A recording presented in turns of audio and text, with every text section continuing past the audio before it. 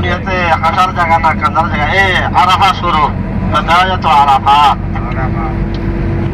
ও হাদিসে পাকের মধ্যেও আছে, নবীকে বলছেন উবকু ফাইল্লাম তাস্তাতিউ ফাতাবাকু, তোমরা কাঁদা, আর যদি না আসে কাঁদার বাল ধরো। তো হযরত আদম আর হাওয়া আলাইহিস সালাতু ওয়াস সালাম দুজনের জাবালে রহমত আমাদের সামনে আসতেছে। ওখানে আল্লাহ তাআলা দুজনের পরিচিতি হয়েছে দুনিয়াতে আসার পরে। তখন তেনারা আল্লাহ তাআলার কাছে দোয়া করেছিলেন, ফাতালাক্কা আদমু মির রাব্বিহি কালিমাত ফাতাবা আলাইহি। আমাদের বাম পাশে যেগুলো দেখা যাচ্ছে এগুলো হলো আরফার ময়দানের তাবু। তখন তাফসীরের কিতাবের মধ্যে এসেছে হযরত আদম আর হাওয়া আলাইহিস সালাতু ওয়াস সালাম আল্লাহ তাআলার পক্ষ থেকে এই কালিমাত দিয়ে দোয়া করেছে।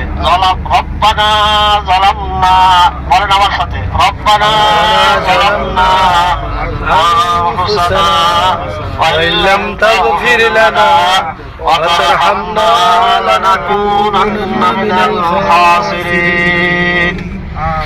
আর যখন এই দোয়া হযরত আদম আর হাওয়া আলাইহিস সালাতু ওয়াস সালাম এই দোয়া পড়ে আল্লাহ পাকের কাছে কাঁদাকাটি করেছিলেন, তখন আল্লাহ তাআলা তিনাদের এই কাঁদাকাটিকে কবুল করে আল্লাহ তাআলা তিনাদের তওবা ইস্তিগফারকে কবুল করেছিলেন। আমরাও বেশি বেশি করে তওবা করব, ইস্তিগফার করব।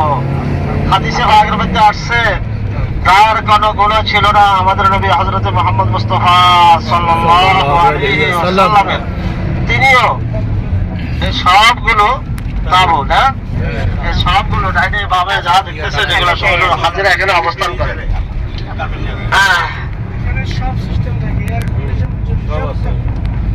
সাবঈনা মাররা, 100 মাররা, 70 বার, 100 বার তওবা ইস্তিগফার করতে হবে। আমাদের আদি পিতা আদি মাতা হযরত আদম আর হাওয়া আলাইহিস সালাতু ওয়াস সালাম রব্বানা যালামনা, এটা হলো তওবার দোয়া। তেনারাও তওবা ইস্তিগফার করে তেনাদের সন্তানদেরকে তওবা ইস্তিগফার শিক্ষা দিয়েছেন। এই জন্য আমরাও বেশি বেশি করে তওবা আর ইস্তিগফার করব। যার কোনো গুনাহ ছিল না তিনি যদি 70 বার 100 বার তওবা করে থাকে, আমাদের তো কত গুনাহ আছে না নাই? এই জন্য আমরা বেশি বেশি করে তওবা করব। আর এখন বেশি বেশি করে আমরা এই দোয়াটা বেশি বেশি করে পড়ব। রব্বানা যালামনা আনফুসানা ওয়া ইল্লাম তাগফির লানা ওয়া তারহামনা লানাকুনান্না মিনাল খাসিরিন।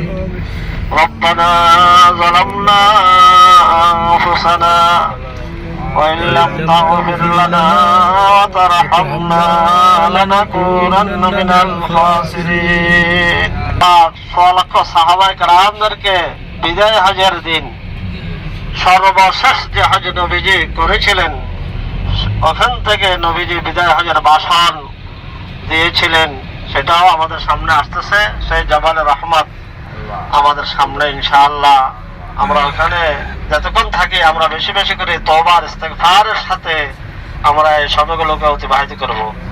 আস্তাগফিরুল্লাহ।